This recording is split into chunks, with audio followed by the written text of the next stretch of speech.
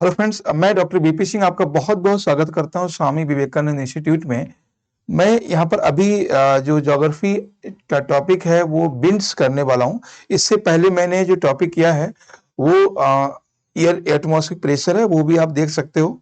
और इससे पहले वाला हमारा जो वीडियो है विंड्स टॉपिक है, और इसको हम समझेंगे कि विंड्स क्या है ना। विंड्स, देखो इसमें कई सारे क्वेश्चन आते हैं हमारे एग्जाम में विंड्स को लेके। तो सबसे पहले तो हम यही समझ लेते हैं कि विंड्स होता क्या है, फिर विंड्स चलता कैसे है, और विंड्स की टाइप क्या है, और विंड्स है कितनी। ठीक है, कई सारी बातें हैं इसमें, तो फटाफट समझते हैं। चलें, देखो पहली तो पहला पॉइंट यही है कि व्हाट इज विंड, है ना। व्हाट इज विंड, विंड क्या है। तो कभी होता क्या, ये क्वेश्चन पूछेगा विच sentence is not correct about the wind, कौन सा विंड के बारे में सेंटेंस सही नहीं है। तो इस तरह से ये पूछ सकता है। तो विंड, और देखो एक चीज समझिए आपको, अगर हम देखेंगे ना एयर और विंड, ठीक है, अगर दोनों को हम इनको समझेंगे, एयर को और विंड को दोनों को समझेंगे, तो एयर का मतलब ये होता है कि जो गैस है उसको हम एयर कहते हैं। यानी जब विदाउट डायरेक्शन मूवमेंट होता है वो एयर है, और विंड्स का मतलब है movement in particular direction of air. यानी जब गैस किसी एक डायरेक्शन में मूव करती है तब हम उसको पवन कहते हैं, विंड कहते हैं। ठीक है, जैसे अगर हमारे आसपास देखोगे ना तो यहाँ पर भी एयर है, एयर है लेकिन विंड नहीं है। जब गैस है तो एयर ही तो है ना, गैस ऑक्सीजन है, नाइट्रोजन है ना, CO2 है, सारी गैसेस हमारे एटमॉस्फेयर में हमारे आसपास हैं। तो इनको क्या कहते हैं, एयर। तो एयर का मतलब है कि without direction movement of gases, है ना, without direction movement of gases is called as a air. And what is a wind? Wind means movement of air in particular direction. Movement of air in particular direction. तो ये एक छोटी सी definition है। तो movement of gases in without direction is air. And अगर कोई air, कोई gases किसी डायरेक्शन में मूव, जैसे ये है, अगर इस तरह से चलना शुरू हो गई तो हम इसको कहते हैं एयर है, सॉरी विंड है ना, विंड है। ये है जैसे पंखा है ना, हम कंपेयर जो फैन है उससे हम कभी ये नहीं कहते हैं कि फैन से विंड निकल रहा है, क्या बोलते हैं, एयर। विंड क्या, फैन क्या दे रहा है, एयर दे रहा है, विंड नहीं देता, क्योंकि फैन से जो हवा निकलती है उसका कोई फिक्स डायरेक्शन नहीं है। ठीक है, ये चीज आप समझिए। उसके बाद है, अब हम बात करते हैं कि what is the cause of movements of wind, है ना, causes of movements of wind. Okay, जो विंड्स का जो मूवमेंट है वो किस फॉर्म में होता है, तो किस तरह से विंड का मूवमेंट, कौन कौन सा कारण है। ठीक है, तो मैं आपको बता दूं, winds always move high pressure to low pressure, है ना, high density to low density atmosphere, ऐसे भी कह सकते हैं। ओके, तो लिख लीजिए यहां पे कि विंड ऑलवेज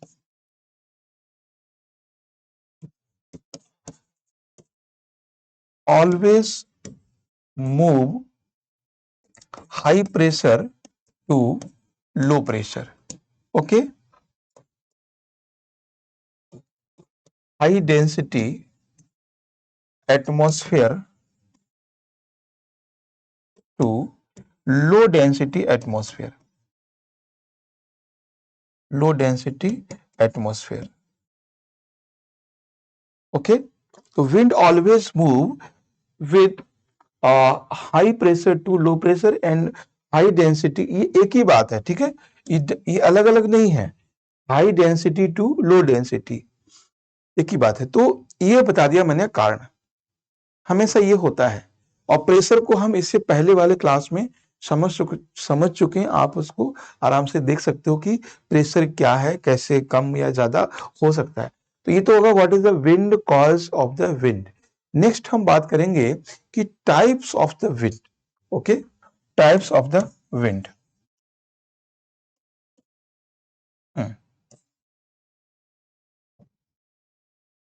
कितने टाइप्स की विंड हो सकती है, types of the wind.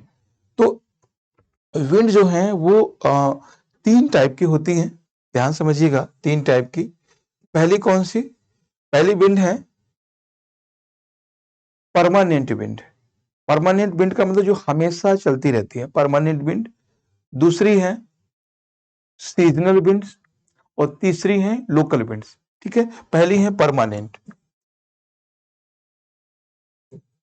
Permanent winds, okay, and seasonal winds और लोकल विंड्स। ओके, 3 है, परमानेंट विंड है, सीजनल विंड है एंड लोकल विंड है। 3 टाइप की विंड होती हैं, परमानेंट, सीजनल एंड लोकल। अब सबसे पहले समझ लेते हैं कि परमानेंट विंड कौन सी होती हैं। तो परमानेंट वो विंड होती हैं जो हमेशा पूरी साल एक डायरेक्शन में मूव करती रहती है, चलती रहती है, उनको हम परमानेंट विंड कहते हैं। ओके, चलिए देखते हैं कौन कौन सी है परमानेंट विंड।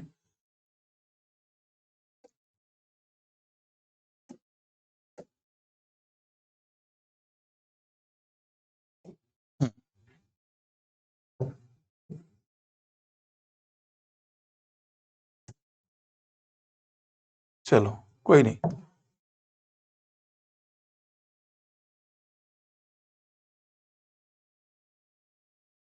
सॉरी। तो परमानेंट विंड को देखेंगे क्या है ये। परमानेंट विंड भी 3 टाइप की होती हैं।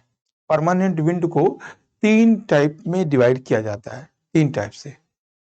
याद रखना, विंड 3 टाइप की हैं, permanent wind, seasonal wind and local wind. ठीक है, उनमें से जो परमानेंट विंड है उनको भी 3 पार्ट में डिवाइड किया जाता है। कौन कौन सा? ट्रेड विंड्स,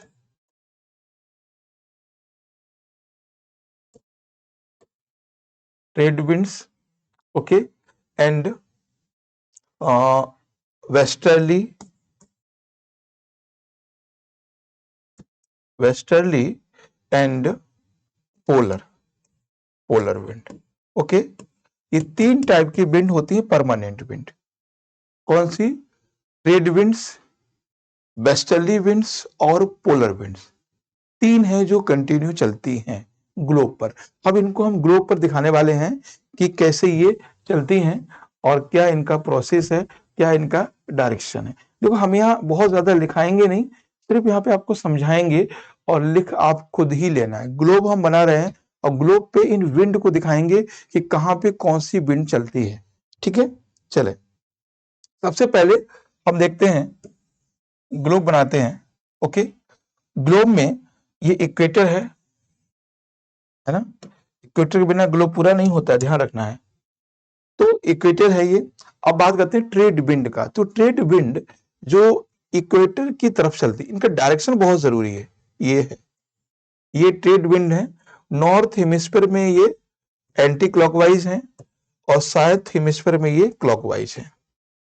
ठीक है, एक बात याद रखना है कि ट्रेड विंड ना कभी आपस में टकराते ही नहीं है। ठीक है, आपस में ये कन्वर्ज नहीं होती हैं। ठीक, तो ट्रेड विंड, ये देखो ध्यान रखना, डायरेक्शन बहुत जरूरी है। ये डायरेक्शन, अच्छा एक चीज और बता दूं मैं आपको, जो ग्लोब पे विंड का जो डायरेक्शन है ना, वो कोरियोलिस फोर्स से फिक्स होता है। कभी आपसे क्वेश्चन बनेगा कि what is the cause of direction of wind on globe, that is a Coriolis force या rotation of earth, rotation of earth या कोरियोलिस फोर्स। जैसे मान लीजिए मतलब ये मैं आपको बोल रहा हूं कि कोरियोलिस फोर्स कहे, कोरियोलिस फोर्स, ओके, या rotation of earth,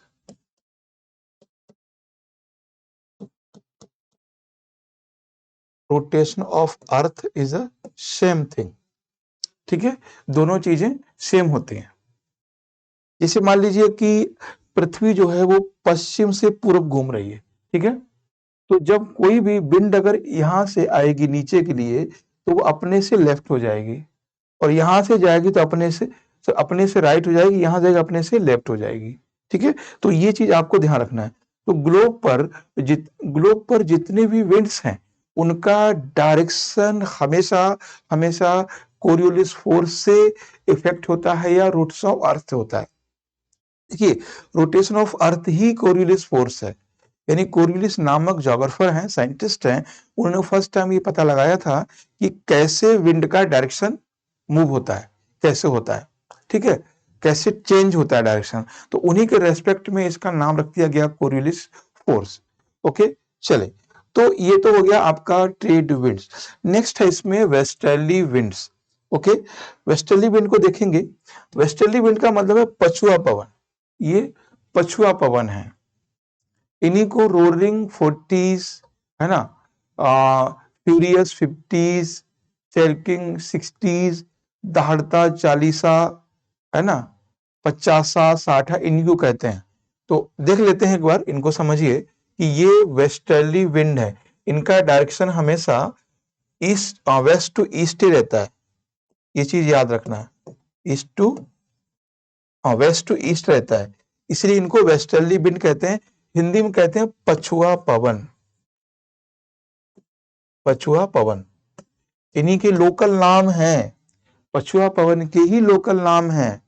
roaring 40s, furious 50s, है ना, शेकिंग 60s, दहाड़ता 40सा, है ना, चीखता 60, ऐसा कुछ ऐसे ही नाम है इनके, वो हम बता देंगे। ये हो गया आपका वेस्टर्ली विंड, पछुआ पवन। पछुआ पवन हमेशा मिड लैटिट्यूड में चलती हैं, इनका डायरेक्शन वेस्ट टू ईस्ट होता है, इसलिए इनको पछुआ पवन कहते हैं। ये परमानेंट विंड है, ठीक है। उसके बाद है पोलर विंड। पोलर विंड में, पोलर विंड में आप देखोगे कि पोल से इक्वेटर की ओर चलेंगे, ये डायरेक्शन है। ये डायरेक्शन नहीं भूल जाना, अपने से ये राइट की तरफ है, ये पोलर विंड है, यहां से ये है। जो डायरेक्शन ट्रेड विंड का है, जो डायरेक्शन ट्रेड विंड का है, सेम वो इन्हीं का है, ठीक है। तो ये है पोलर विंड। तो परमानेंट विंड तो क्लियर हो गया कि परमानेंट विंड कौन कौन सी है, ट्रेड विंड, वेस्टर्ली विंड और पोलर विंड। ट्रेड विंड को व्यापार पवने भी कहते हैं और वेस्टर्ली विंड को पछुआ पवन कहते हैं। इनके कई लोकल नाम हैं, furious 50s, roaring 40s, shaking 60s, इस तरह से, ठीक है। और पोलर ध्रुवीय पवने हैं, है ना। तो ये इनका नाम है। और जब भी क्वेश्चन बनेगा तो डायरेक्शन से बनेगा कि क्यों ऐसा है, क्या है। और ये जो विंड है वो कंटिन्यू चलती हैं पूरी सालों भर। ओके, नेक्स्ट हम बात करते हैं, हमने यहां पर एक देखा होगा, सॉरी, लोकल विंड। अब तो ये तो हो गया आपका परमानेंट विंड। अब दूसरी है सीजनल विंड। सीजनल विंड कौन सी होती है, जो किसी सीजन में चलती हैं, ठीक है। नेक्स्ट हम देखते हैं सीजनल विंड। सीजनल विंड, फिर सबका लास्ट में हम बताएंगे कि इनका यूज क्या, what is the importance of seasonal winds, seasonal winds का इंपॉर्टेंस क्या है। ओके, ये सभी विंड्स का, जो भी विंड्स हैं, इनका क्या, सीजनल विंड्स का मतलब है ये किसी सीजन में चलती हैं ना, कोई एक ऐसा सीजन आता है जिसमें ये चलती हैं सीजन में। जैसे मान लीजिए अगर हम विंड की बात करें, जैसे लू है, लू क्या है, एक सीजनल विंड है, किसी सीजन में चलती है ना। लू कहां पे चलती है, पहली बात तो लू है क्या, तो ये वार्म, ठीक है, ड्राई विंड है, गर्म है और ड्राई विंड है। कहां पे है ये, इंडिया के नॉर्थ वेस्ट में part, north and north west India. Okay,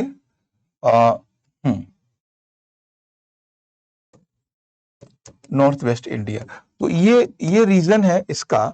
Bharat के उत्तरी भाग में अगर, यानी आप समझने की कोशिश करोगे तो ये वाला भाग है ना, ये वाला, इस भाग में कब चलती है ये, एक बार वो भी देख लेते हैं। टाइम क्या है इसका, ये टाइम चलती है अप्रैल एंड मई, ठीक है, मई और अप्रैल में ही चलती है। और इसका इंपॉर्टेंस ये है कि ये मानसून लेकर आती है। व्हाट इज द इंपॉर्टेंस या यूज? इंपॉर्टेंस क्या है? That is known for the monsoon. Okay, ये मानसून लेकर आती है, ठीक है, मानसून लेकर आती है ये। तो ये था लू के बारे में। लू जब भी बनेगा किस रीजन में चलता है वो आपको समझना है, और कैसी है, ड्राई विंड है, हॉट है, इंडिया के नॉर्थ एंड नॉर्थ वेस्ट में चलती है, अप्रैल से मई तक चलती है, और इसका इंपॉर्टेंस है ये मानसून को लाने में हेल्प करती है। नॉर्थ इंडिया में ये लो प्रेशर क्रिएट करती है, ठीक है। नेक्स्ट अब देखते हैं सीजनल विंड और कौन सी है। नेक्स्ट विंड है मानसून। मानसून में सीजनल विंड है ना? हाँ, ठीक है। एक तो हो गया लू, दूसरी है मानसून। देखो मानसून को सीजनल विंड भी कहा जाता है क्योंकि ये सीजन में चलती है। ये कब चलती है? जून टू सितंबर, ठीक है, जून से सितंबर तक चलती है मानसून। किस रीजन में चलती है? इंडिया में south west to north east, ठीक है, यही तो चलती है मानसून। ये डायरेक्शन इसका होता है, ये वाला, ठीक है। तो ये south west to north east. दिन टाइम मैंने बता दिया कि टाइम क्या है, जून से सितंबर तक है। डायरेक्शन मैंने बता दिया कब चलती है, और ये कैसी है, ये हॉट एंड वेट है, मतलब ज्यादातर ये नमी होती है ना, ये नमी है। ये क्या है, ये इसका इंपॉर्टेंस क्या है? इसका इंपॉर्टेंस है ये रेनफॉल लेकर आता है, ठीक है, भारत में ये वर्षा लेकर आता है, रेनफॉल। ये चीज समझ में आ गई होगी आपको। हमने क्या बोला कि पहली विंड तो है लू, दूसरी है मानसून, ये सीजनल विंड्स हैं, ओके, सीजन में किस सीजन में चलती हैं। नेक्स्ट हम बात करेंगे वो है western disturbance. Western disturbance is also is a wind, याद रखना। वेस्टर्न डिस्टर्बेंस,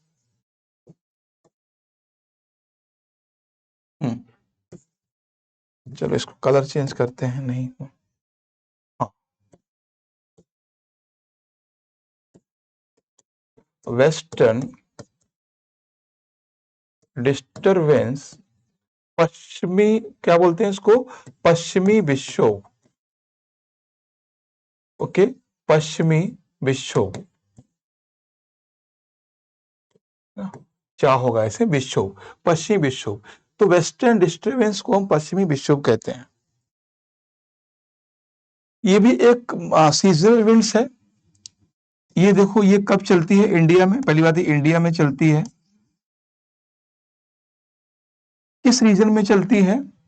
नॉर्थ इंडिया में, ओके, नॉर्थ इंडिया में। इसका टाइम पीरियड क्या होता है? टाइम इसका होता है दिसंबर टू मार्च, ठीक है। इसका डायरेक्शन क्या होता है? वेस्ट टू ईस्ट, है ना। ये पश्चिम से पूर्व की ओर चलती है, ये बात भी सही है। उसके बाद क्या है, इसका इंपॉर्टेंस क्या है?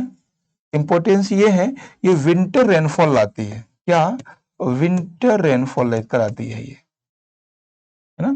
ये मतलब शीतकालीन वर्षा लेकर आती है ये, विंटर रेनफॉल, ओके।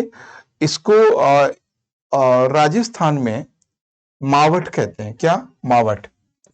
राजस्थान में इसको मावट कहते हैं लोकल लैंग्वेज में, ओके, मावट। तो राजस्थान में इसको मावट कहा जाता है स्थानीय भाषा में।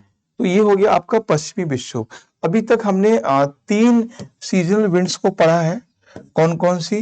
पहला लू जो गर्म है और हॉट है, दूसरा मानसून जो वेट है यानी नमी वाली है, वर्षा कराती है, और तीसरी भी वर्षा कराती है, विंटर रेनफॉल में, ठीक है। सर्दियों में जो अभी जो बारिश होगी दिल्ली में या पंजाब में, हरियाणा में, यूपी में, राजस्थान में, वो यही विंड करवाएगी। इसके बारे में कई बार पूछा जाता है कि ये इसका कॉज क्या है, तो कॉज है इसका सब ट्रॉपिकल जेट स्ट्रीम। कभी आपसे पूछा जा सकता है कि what is the cause of western disturbance, तो वेस्टर्न डिस्टर्बेंस कॉज है सब ट्रॉपिकल, आप कहीं पर इसको लिख सकते हैं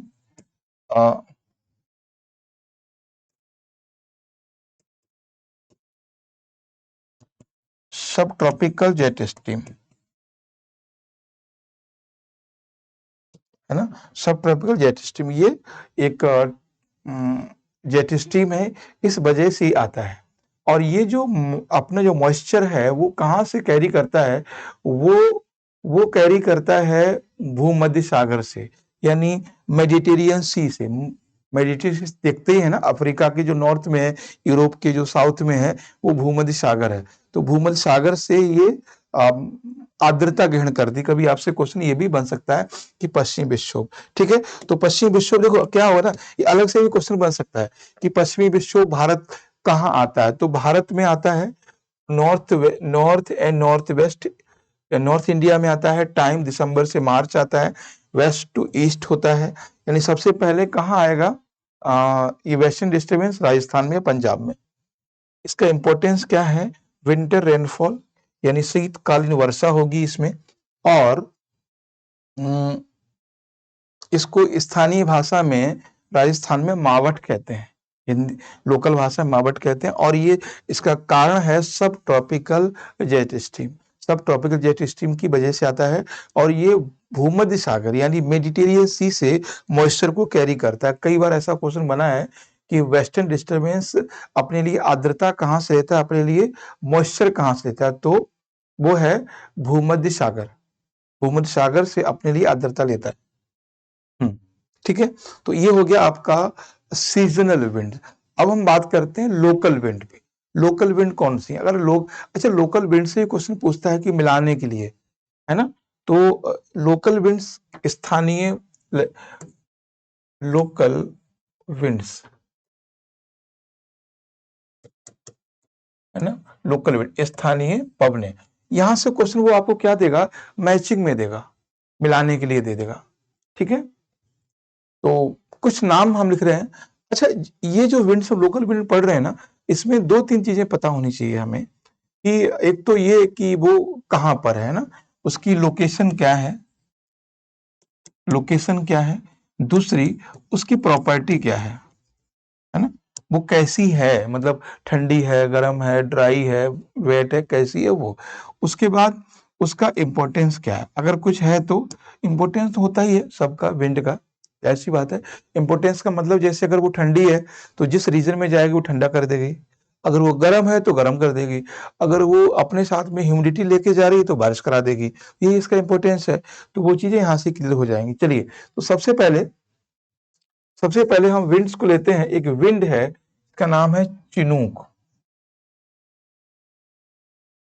चिनूक, ठीक है, चिनूक एक विंड है, वो कहाँ पर चलती है, और वो वार्म है, चिनूक जो है वो वार्म करंट है। तो ये किस रीजन में चलती है, अलास्का में,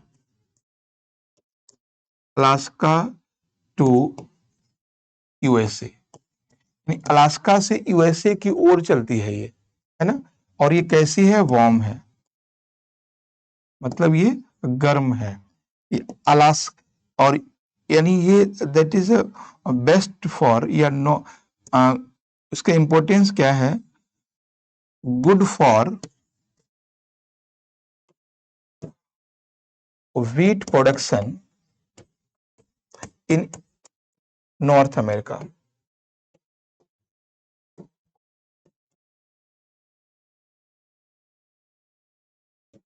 ठीक है, नॉर्थ अमेरिका के जो व्हीट प्रोडक्शन है, गेहूं का उत्पादन है, उसके लिए इसका, इसको ना स्नो ईटर भी कहते हैं, ये बात ध्यान रखना, इसको स्नो ईटर यानी बर्फ भक्षी, बर्फ भक्षी, मतलब ये बर्फ को खाती है, सॉरी, बर्फ को खाती है, बर्फ भक्षी,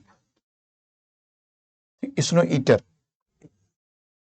देखो ये क्या है, अलास्का से चलती है कनाडा की तरफ, यूएसए की तरफ, तो वहां जो बर्फ जमी होती है उसको ही पिघला देती है। जब ये पिघला देती है तो वहां का पूरा प्लेन है, पूरा मैदान है, वो साफ हो जाता है। उसके बाद वहां की सॉइल में व्हीट प्रोडक्शन होता है, गेहूं का उत्पादन होता है।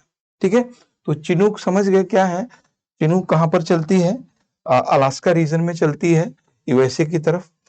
कैसी है, गर्म है, ये good for the wheat production in north America, और इसको स्नो ईटर भी कहते हैं। ठीक है, तो चिनूक ये नेक्स्ट नेक्स्ट हम देखेंगे। चिनूक के बाद मिस्टल। मैं देखो यहाँ पे क्या है ना, जो इम्पोर्टेंट है वो मैं आपको बता दे रहा हूँ, है ना, कौन सी कहां पर है। एक नेक्स्ट है इसमें चिनूक के बाद मिस्टल।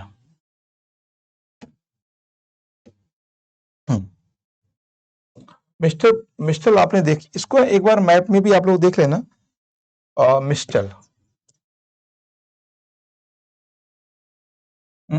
मिस्टल विंड, ये एक बार एग्जाम में पूछी गई थी, मिस्टल।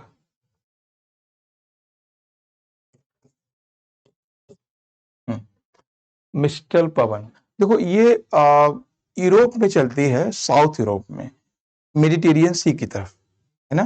तो ये कैसी है, ये कोल्ड है ना। तो ये एक कोल्ड विंड है, कोल्ड विंड है इन साउथ यूरोप, है ना, साउथ यूरोप टू मेडिटेरियन सी। ठीक है, मेडिटेरियन सी की तरफ चलती है साउथ यूरोप से ये। इसकी वजह से जितने भी मेडिटेरियन कोस्टल कंट्री हैं, जितने भी मेडिटेरियन कोस्टल कंट्री हैं, इनका सबका जो है क्लाइमेट है वो बहुत अच्छा रहता है, क्लाइमेट, है ना। ये मतलब लग्जरी क्लाइमेट कर देता है ये। तो that is a good for the Mediterranean coastal country. अच्छा, इसी रीजन को जो मिस्टल है ना, मिस्टल की वजह से ही जर्मनी में, इटली में, फ्रांस में, या जो यूरोप के साउदर्न पार्ट में जो कंट्री हैं, वो वाइन प्रोडक्शन वहां ज्यादा होता है, क्योंकि ये ठंडी है, और ठंडी होने की वजह से यहाँ पे जो मतलब जूस वाले जो फ्रूट्स हैं, रस वाले जो फल हैं, वो ज्यादा होते हैं। जैसे ऑरेंज है ना, ग्रेप्स हैं, तो ऑरेंज और ग्रेप्स से ही तो वाइन बनती है। तो एक्चुअली 2012-11 में क्वेश्चन आया था, हमारे प्रधानमंत्री मनमोहन सिंह ने फ्रांस गए थे, वहां से, फ्रांस या इटली शायद, काफी पुरानी बात है, तो एक एग्रीमेंट हुआ था वाइन को लेके, तो इसलिए ये क्वेश्चन पूछा था उन्होंने कि मिस्टल विंड कहाँ पे। देखो, कोई भी क्वेश्चन हो, हमेशा कुछ ना कुछ कंटेम्परेरी इश्यू को लेकर होता है। जो चीज न्यूज में है उसका वो जाके बेसिक पूछता है। चाहे एग्जाम कोई भी हो, आप ये मत सोचना कि एग्जाम एनटीए का है बेसिक, ऐसा कोई एग्जाम नहीं है जो 100% बेसिक पे हो, है ना। अगर वो साइंस में भी कुछ पूछेगा ना, तो अगर हाल फिलहाल में कुछ न्यूज में रहा होगा, उससे रिलेट करके पूछ लेगा। इसलिए आपका ज्योग्राफी वैसे भी साइंस है, तो ज्योग्राफी से रिलेटेड जो भी करंट अपडेट है उसको आप देखा करिए, कि वहीं जाके क्वेश्चन फंसेगा। ओके, नेक्स्ट है ये हो गया मिस्टर। नेक्स्ट हम बात करते हैं, नेक्स्ट है फॉन। फॉन,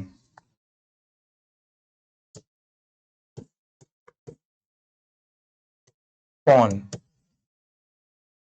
देखो फॉन क्या है, जैसे मान लीजिए ये एरिया यूरोप का है, ये एरिया मान लीजिए यूरोप का है, तो मिस्टर चलती है इधर चलती है, और फॉन जो चलती है ना वो साउथ नॉर्थ की ओर चलती है। देखो, यानी जो आल्प्स पर्वत है यूरोप में, उस आल्प्स पर्वत से एक पवन चलती है साउथ की ओर, जो है मिस्टर। ठीक है, दूसरी वहीं से एक पवन चलती है नॉर्थ की ओर, इसको कहते हैं फॉन। ये पवन क्या है, ये फॉन है, ये फॉन, फॉन। ठीक है, ये पवन कैसी है, ये वार्म है, ये गर्म है। ठीक है, ये गर्म है, गर्म इसलिए है क्योंकि जब ये पोलर की तरफ जा रही है ना, तो पोल से तो ज्यादा ही टेम्परेचर होगा ना इसका, जाहिर सी बात है। वहां पर माइनस पे टेम्परेचर है, तो ऐसा गर्म का तो ऐसा नहीं कि इसका टेम्परेचर 45 डिग्री है या 35 डिग्री, नहीं है। इतना है कि अगर वहां पे कोई विंड जो है 2 डिग्री वाली चल रही है, तो ये 7 डिग्री होगा, जैसे मान लीजिए कि गर्म क्या है, गर्म तो कंपेयर है ना, जैसे 7 डिग्री है, जैसे मान लो ये है, एक 2 डिग्री टेम्परेचर है और वहीं पर 7 डिग्री टेम्परेचर है, तो ये गर्म हो गई ना, है ना। ठंडा गर्म क्या होता है, कंपेयर में होता है। ठंडा गर्म कुछ नहीं है, कंपेयर कंपेयर करोगे तभी आप सुनेगा ये ठंडा ये गर्म है। तो ये गर्म है, मतलब 2 डिग्री वाले टेम्परेचर में ये 7 डिग्री लेकर जा रही है, तो इसका मतलब क्या है, उस एरिया के लिए गर्म है ये, ठीक है। और यहाँ पर ये कहाँ चलती है ये, south to north, okay, south to north, north चलती है इन नॉर्दर्न यूरोप,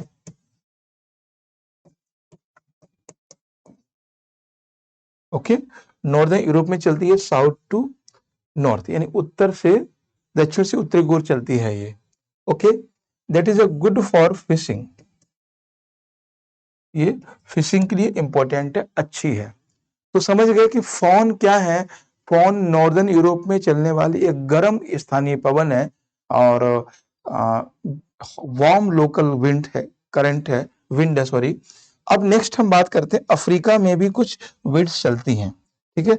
अफ्रीका में उनको देख लेते हैं, वो कौन सी हैं।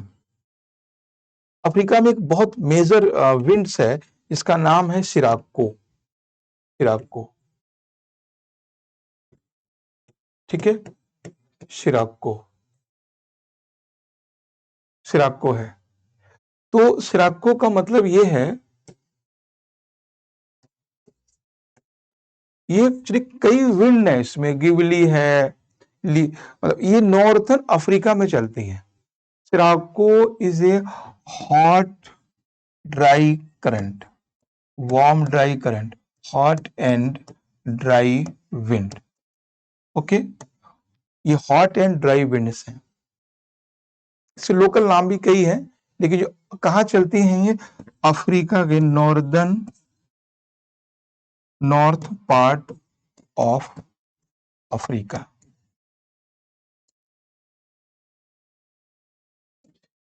ठीक है।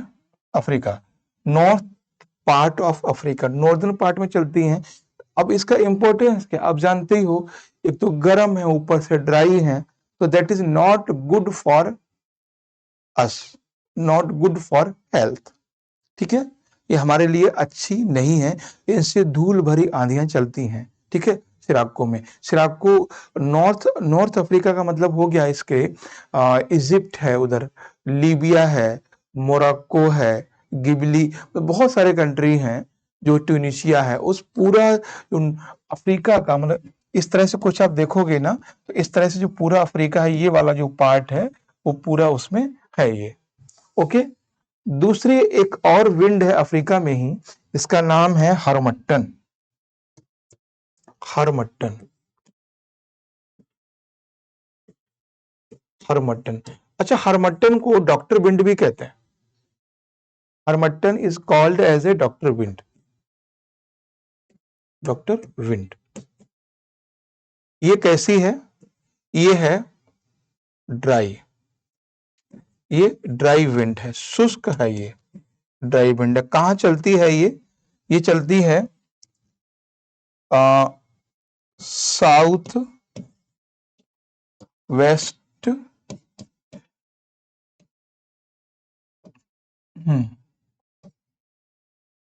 कोस्ट ऑफ अफ्रीका, ठीक है। ये अफ्रीका के साउथ वेस्ट कोस्ट पे चलती है। अब इसको डॉक्टर विंड क्यों कहते हैं, मेन ये बात क्वेश्चन सबके मन में आ रहा होगा कि why this wind is called as a doctor wind. Reason is, this is dry wind. जब ये कोस्टल रीजन में पहुंचती है, तो वहां जो ह्यूमिडिटी है उसको ये कम करती है, ठीक है। ह्यूमिडिटी है उसको ये कम कर देती है, तो इसलिए इसको डॉक्टर विंड। आपने देखा होगा हमारे नॉर्थ इंडिया में, या दिल्ली, यूपी, राजस्थान रीजन में, कि अगस्त सितंबर में कितनी उमस होती है, मतलब टेम्परेचर, आप टेम्परेचर कितना देखते हो उस समय, टेम्परेचर यही रहता है 26 से 28 से लेकर, लेकिन गर्मी या जो उमस है वो बहुत परेशान करती है, क्योंकि एटमॉस्फेयर में मॉइस्चर ज़्यादा हो जाता है, नमी ज़्यादा हो जाती है, आर्द्रता ज़्यादा हो जाती है। तो इसीलिए जो साउथ वेस्ट अफ्रीका जैसे सिएरा लोन है ना?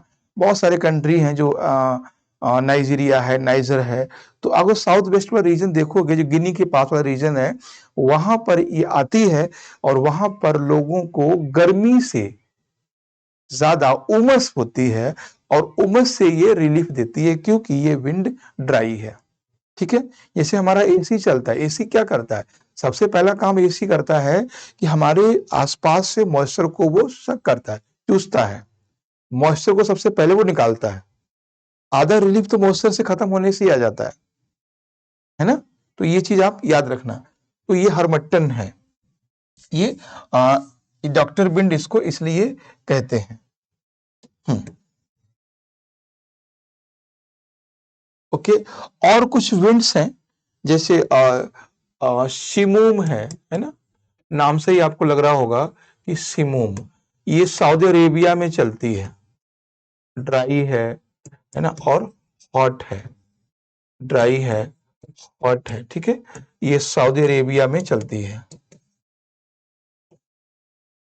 सऊदी अरेबिया में चलती है। और जैसे जोंडा है, जोंडा, जोंडा, ये चिली में चलती है, चिली में, ठीक है? चिली में चलती है। तो जो मेन है वो यही है, यही पबने हैं जो मैंने आपको बताई हैं, ठीक है? तो चलिए आगे हम जो टॉपिक देखेंगे वो हमारा टॉपिक होगा एटमॉस्फेयर सर्कुलेशन पर, ठीक है? आगे जो टॉपिक होगा वो यही होगा। विंड्स में बस यही आप मैप को एक बार देख लेना अच्छे से। देखो, without map you can't do anything in geography. Geography का, ग्राफी का मतलब होता है मैपिंग। जियो मतलब अर्थ, ग्राफिक मतलब ग्राफिक करना, यानी उसका चित्रण करना। तो विदाउट मैप आप ज्योग्राफी को समझना चाहते हो, ये संभव ही नहीं है कि जो भी चीज आप देखो उसको सीधे जाके मैप में ढूंढो। मैप, आपको पता है कि लगभग 45% चीजें मैप में देखने से याद हो जाती हैं। 45% चीजें आपको मैप में देखने से याद हो जाती हैं। और विंड एक ऐसी चीज है, ये आपको देखना ही पड़ेगा कहाँ पर है, तभी जाके होगा। नेक्स्ट टाइम से हम भी ये मैप में यहाँ पे मैपिंग करवाएंगे, ठीक है? अगला जो हमारा टॉपिक होगा वो होगा क्लाइमेट क्लासिफिकेशन, या फिर साइक्लोन हम नेक्स्ट टॉपिक करेंगे। Thank you.